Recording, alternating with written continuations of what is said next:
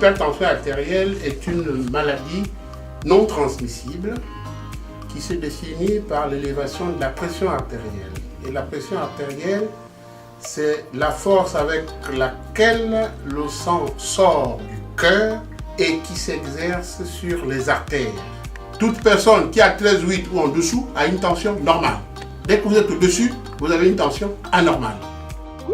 Quels sont les facteurs de risque de l'hypertension? 9 fois sur 10, on ne sait pas pourquoi on fait de l'hypertension artérielle. Et 1 fois sur 10, on peut retrouver les causes de l'hypertension artérielle. Alors, ces causes peuvent être dites héréditaires. Il y a des familles hypertendues. Elles peuvent être liées à l'âge.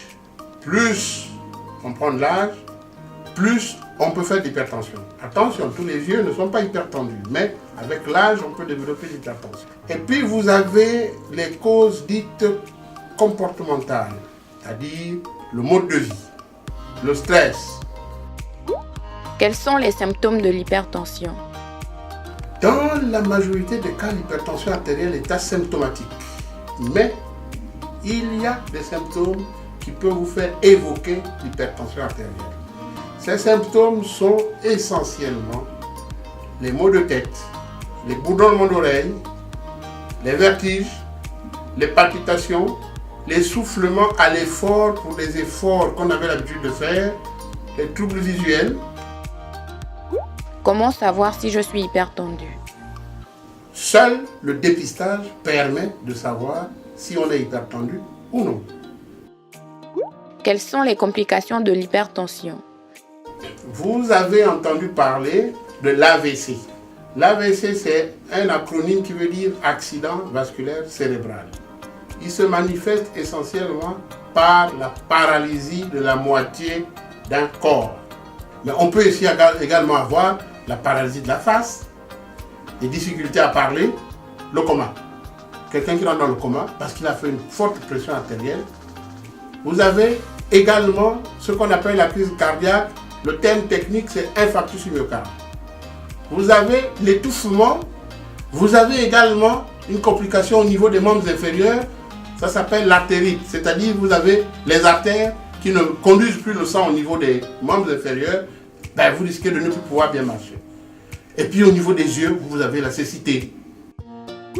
Quel traitement pour l'hypertension? Il faut changer de comportement. C'est avoir une alimentation saine, riche en légumes, riche en fruits, pauvre en graisses. Il faut beaucoup plus privilégier les graisses végétales que les graisses animales. Il faut faire du sport.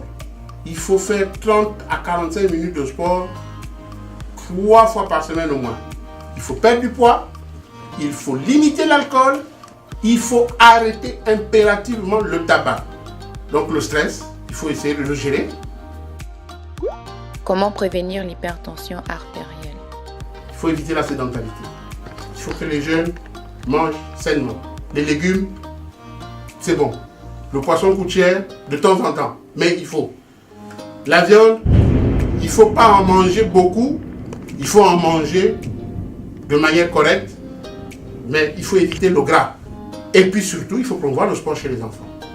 Chez les adultes qui ne sont pas hypertendus, il faut bouger, il faut faire du sport. Il faut prendre l'attention au moins 1 fois par an pour dépister. Chez les gens qui sont malades, il y a la prévention primaire qui est de prendre les médicaments pour éviter la complication. Maintenant, pour ceux qui ont déjà des complications, il faut malheureusement que la société les prenne en charge parce que les complications coûtent très cher. Donc, le fin mot de l'histoire, le mot le plus important, si on doit retenir quelque chose dans ce que nous disons, c'est la prévention et le dépistage. Voilà 2 mots. Prévention. Prévention en adoptant les bonnes manières et dépistage lorsque on se retrouve dans une situation où on est à risque.